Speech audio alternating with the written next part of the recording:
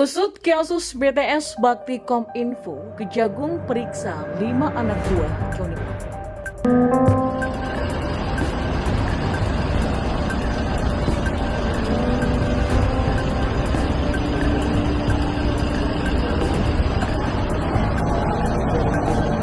Tim penyidik Kejaksaan Agung Muda Tindak Pidana Khusus, yaitu pertama pada hari ini kita juga melakukan penetapan tersangka terhadap 6 orang, yaitu saksi GGS, yang kedua saksi LH, yang ketiga saksi HEP, yang keempat saksi EH, yang kelima saksi WNW, yang keenam saksi AD.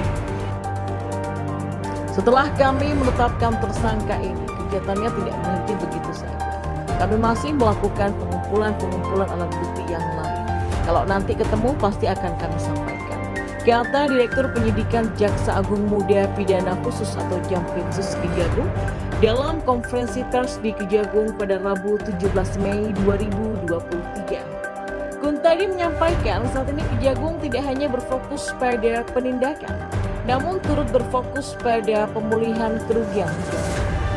Oh ya, ada satu titik poin yang harus kita cermati bersama di dalam kasus ini. Kita ingat peristiwa ini adalah ada dana yang digulirkan proyek senilai 10 T sekian. Kerugian negaranya 8 T sekian. Nah, ini mungkin perlu kita cermati bersama bahwa ini bukan peristiwa pidana biasa. Tadi, di sisi lain, Kepala Pusat Pelaporan Analisa Transaksi Keuangan atau PPATK Ivan Yustiavandana menyatakan telah membekukan banyak rekening terkait kasus korupsi yang menjerat Menteri Komunikasi dan Informatika Johnny G. Plate, menguatkan dugaan adanya keterlibatan pihak lain yang belum terjerat oleh Kejaksaan Agung.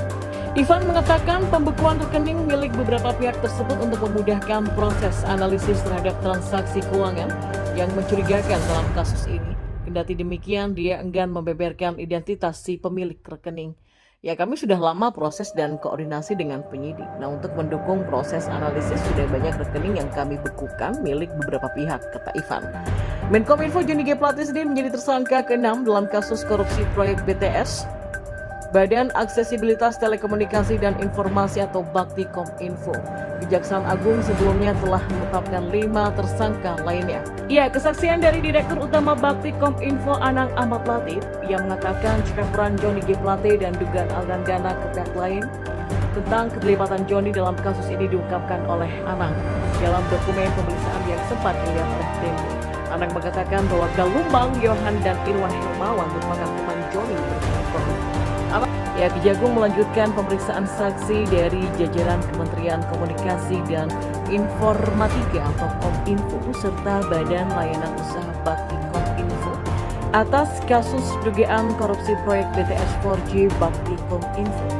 Hal ini dilakukan setelah Kejagung menetapkan Menkominfo Johnny Plate sebagai tersangka pada Rabu 17 Mei 2023. Kepala Pusat Penerangan dan Hukum Kejagung Ketut Sumedana mengatakan pada hari Senin kemarin penyidik meminta keterangan dari 5 saksi. Mereka adalah Kepala Biro Perencanaan Kominfo berinisial ASL, Kepala Divisi Lasmil dan Bahaul Bakti berinisial MFM, Staf Sus Menkominfo berinisial RNW, Sekjen Kominfo berinisial MTI dan PLT Dirut Bakti berinisial FM. Penyidik meminta keterangan dari kelima orang tersebut ikhwal perkara dugaan tindak pidana korupsi proyek BTS 4G dan infrastruktur pendukung paket 1-5 Bakti Kominfo atas nama tersangka AAL, JMS, YSMA, IH, dan JGP. Sebelumnya pada Jumat 19 Mei kemarin, Kejagung juga sudah memeriksa Kepala Divisi Layanan Telekomunikasi dan Informasi untuk Pemerintah Bakti Kominfo berinisial LH dan Kepala Bagian Tata Usaha Kominfo berinisial HEP.